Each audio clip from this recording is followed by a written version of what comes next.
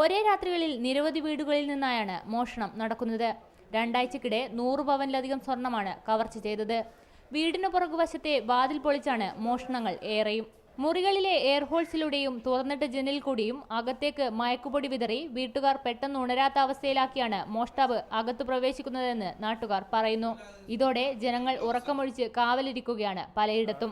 ഏതാനും ദിവസങ്ങളായിട്ട് എരഞ്ഞിമാവ്, കൊളങ്ങര, ആദമ്പടി, നെല്ലിക്കാർമ്പ്, വലിയറമ്പ് ഭാഗത്തുള്ള ആളുകൾ വളരെയധികം ഭീതിയിലാണ് കഴിയുന്നത്.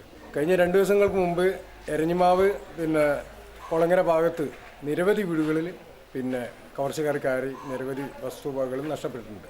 1 മണി മുതൽ ആദമ്പടി 3 വീടുകൾ, ആദമ്പടി നെല്ലിക്കാർമ്പ് ഭാഗത്ത് 3 വീടുകൾ കയറി 1:30-2 മണി സമയത്ത് അതിൻ്റെ തൊട്ട് ഒരു 200 മീറ്റർ ഇപ്പുറത്തുള്ള വേറെ വീടുകളിൽ കയറി. അവിടെ ഒരു വീട് കൊളക്കാട്ടിൽ അംസ എന്നുള്ള പറയുന്ന ആളെ വീട്ടിൽ നിന്ന് 70 പവനും 16,000 രൂപയും ബാക്കിൽ 2 വാതിൽ പൊളിച്ചിട്ടാണ് അകത്ത് കിടന്നത്.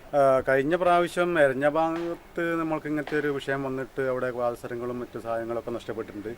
പക്ഷേ അത് കഴിഞ്ഞതിന് ശേഷം ഒരാഴ്ചന് ശേഷമാണ് കുളങ്ങരൻ്റെ വീട് ഉൾപ്പെടെ നബീസിൻ്റെ വീട്, അപ്പുറത്ത് പുത്തമ്പരക്കൽ വീട്, അങ്ങനെയുള്ള എല്ലാ സ്ഥലങ്ങളിലും വന്നുകൊണ്ട് ഇങ്ങനെ വളരെ ഈസി ആയിട്ട് തന്നെ പറയാം, വളരെ പരിചയം കിട്ടിയ ഒരാൾ ചെയ്യുന്ന മാതിരിയുള്ള ഒരു അനുഭവത്തിലൂടെയാണ് നമുക്ക് മനസ്സിലായത്. കോഴിക്കോട്, മലപ്പുറം ജില്ലാതിർത്തിയിലെ സമീപ പ്രദേശങ്ങളിൽ ഫെബ്രുവരിയിൽ സമാനമായ സംഭവങ്ങൾ അരങ്ങേറിയിരുന്നു. ഇതിനു തൊട്ടു പിന്നാലെയാണ് ഈ മോഷണ പരമ്പരയും. മോഷ്ടാക്കളെ കൊണ്ട് പൊറുതിമുട്ടിയതോടെ നാട്ടുകാർ പോലീസിൽ പരാതി നൽകി.